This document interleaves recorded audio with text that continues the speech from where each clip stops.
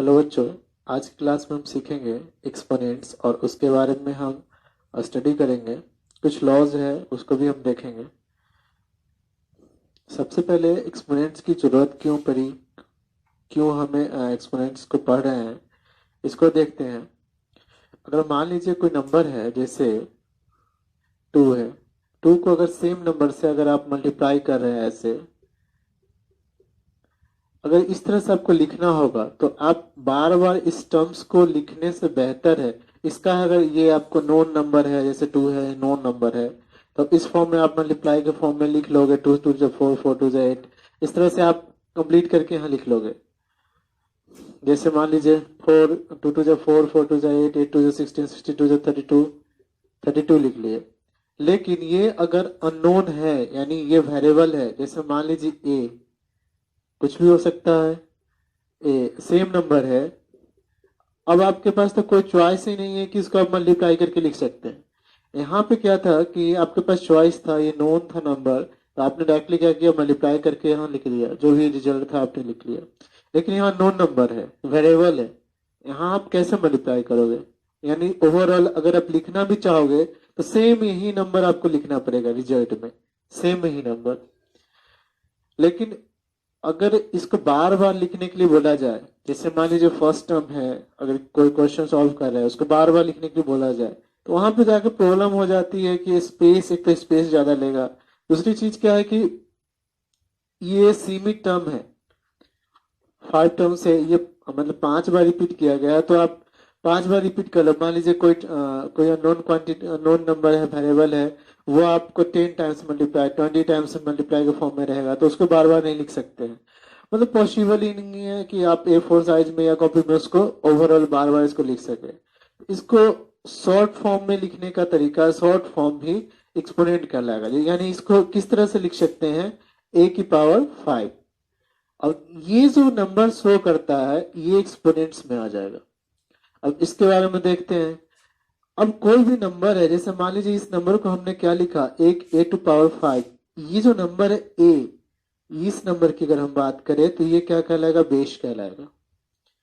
ये बेस हो जाएगा। और ये जो उसके ऊपर जो नंबर है ये पावर कहलाएगा। यानी ये बेस नंबर है, ये पावर नंबर। बेस नंबर का मतलब इस नंबर से 5 बार आपको मल्टीप्लाई करना है, यानी एक को आप क्या कर रहे हैं, 5 टाइम्स मल्टीप्लाई कर रहे हैं। यानी अगर यही अगर नॉन, जैसे 5 की पावर मान लो 12 रहता, या मान लो 8 रहता, तो आप क्या लिखते, 5, यानी बेस नंबर को 8 टाइम्स आपको मल्टीप्लाई करना होता।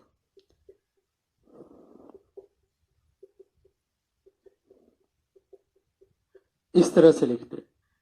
तो आप इसको इस फॉर्म में लिखो या इसको इस फॉर्म में लिखो, इसी को हम क्या कहते हैं, एक्सपोनेंट कहते हैं।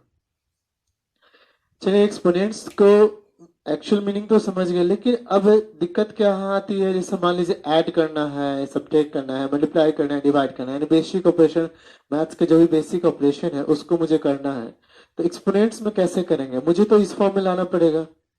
लेकिन कुछ हद तक आप बाय लॉ, लॉ के थ्रू, एक्सपोनेंट्स के जो लॉ है उसके थ्रू आप कुछ हद तक आप सॉल्व कर सकते हैं, ऐड कर सकते हैं, सब्ट्रैक्ट कर सकते हैं, कुछ हद तक कर सकते हैं, उसी को सीख रहे हैं। अगर अननोन रहेगा तो जैसे मान लीजिए ए अलग है, बी अलग है, दोनों सेम सेम रहेंगे, तो वहां पे कुछ हद तक, कुछ लॉ के अकॉर्डिंग कुछ सॉल्व किया जा सकता है बिना उसको इस फॉर्म में चेंज किए हुए। उसी को देख रहे हैं।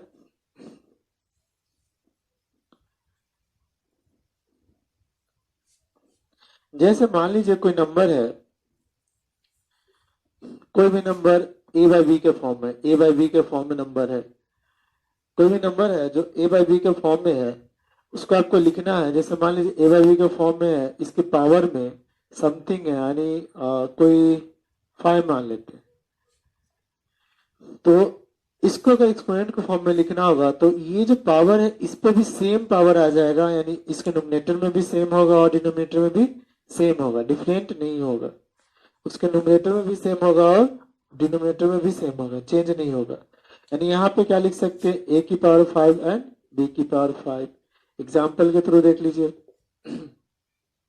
जैसे कोई भी 2/5 है, इसकी पावर 3 है, तो इसको अगर लिखना होगा तो किस लॉ के अकॉर्डिंग कैसे लिख सकते हैं, 2 की पावर 3 भी लिख सकते हैं और 5 की पावर 3, यानी अब डायरेक्टली इसको अगर ये जो ब्रैकेट है इसको हटाएंगे तो ये 2 की नोमिनेटर की पावर सेम हो जाएगा और डिनोमिनेटर पे भी सेम हो जाएगा, या अगर सेम सेम ऐसा है तो इस फॉर्म में लिख सकते हैं।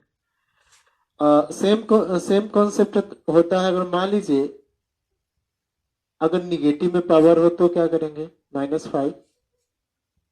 निगेटिव में पावर होगा तो यहां भी सेम पावर ही आएगा, यानी a की पावर -5 या b की पावर -5, या आप ऐसे कर लो पॉजिटिव में लाना चाहते हो तो ये इंटरचेंज हो जाएगा, यानी b बाई a की पावर 5 आ जाएगा, या इसको ऐसे लिख सकते हैं, इसको ऐसे लिख सकते हैं b की पावर 5 या a की पावर 5, या आप ऐसे लिख सकते हो 1 बाई a बाई b की पावर 5, यानी सेम कॉन्सेप्ट है। अगर पॉजिटिव में होगा ब्रैकेट हटाएंगे सेम इसी तरह आ जाएगा, अगर निगेटिव में होगा पावर तो क्या करेंगे, हम न्यूमरेटर में भी सेम निगेटिव पावर से मल्टीप्लाई करेंगे, इस फॉर्म में लिख सकते हैं। इसको अगर आप पॉजिटिव में चेंज करना चाहते हैं तो वो इंटरचेंज हो जाएगा, आपस में इंटरचेंज होकर के ये पॉजिटिव नंबर देगा या 1 बाई समथिंग हो जाएगा। ये एक्सपोनेंट का कंसेप्ट है। कुछ लॉज है, उस एक 1 बाई 1 करके उस लॉज को देख लेते हैं, कब कैसा क्या होता है।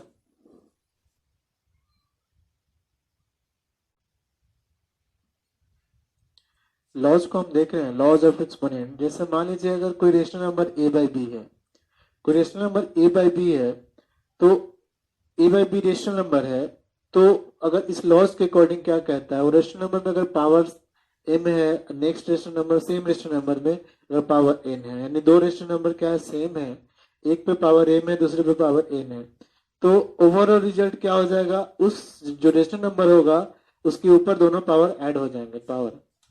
जैसे देख लीजिए एग्जाम्पल के थ्रू, जैसे 2/5 है, इसकी पावर 3 है, और इंटू में है 2/5 की पावर 2 है।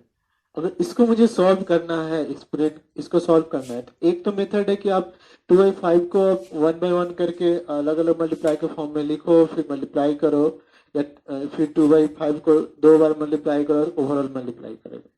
लेकिन सेकेंड लॉज के अकॉर्डिंग, एक्सपोनेंट्स के जो लॉ है उसके अकॉर्डिंग क्या कर लेंगे हम, इस नंबर को 2/5 की पावर 3 है इंटू 2/5 की पावर 2 है, इसको क्या कर सकते हैं, बेस यहाँ पे क्या है, सेम है, बेस सेम है तो, और यहाँ पे साइन क्या है, मल्टीप्लीकेशन का साइन है, तो ओवरऑल क्या हो जाएगा 3 + 2, यानी क्या हो जाएगा रिजल्ट 2/5 की पावर 5।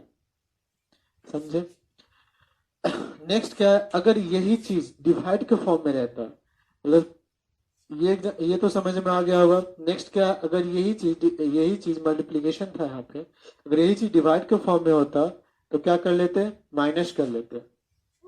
डिवाइड के फॉर्म में होता तो क्या होता, माइनस हो जाता। यही चीज अगर डिवाइड के फॉर्म में होता तो क्या करते हम, माइनस हो जाता। जैसे एग्जाम्पल देख लीजिए, सेम क्वेश्चन को एग्जाम्पल के फॉर्म में लेते हैं, यहाँ डिवाइड के फॉर्म में, यहाँ मल्टीप्लीकेशन नहीं है, तब कैसे सॉल्व करेंगे, तो यहाँ डिवाइड के फॉर्म में आ जाता, सेम चीज सेम कहानी, 2/5 3 - 2, यानी क्या हो जाएगा 2/5 की पावर 1 या 2/5।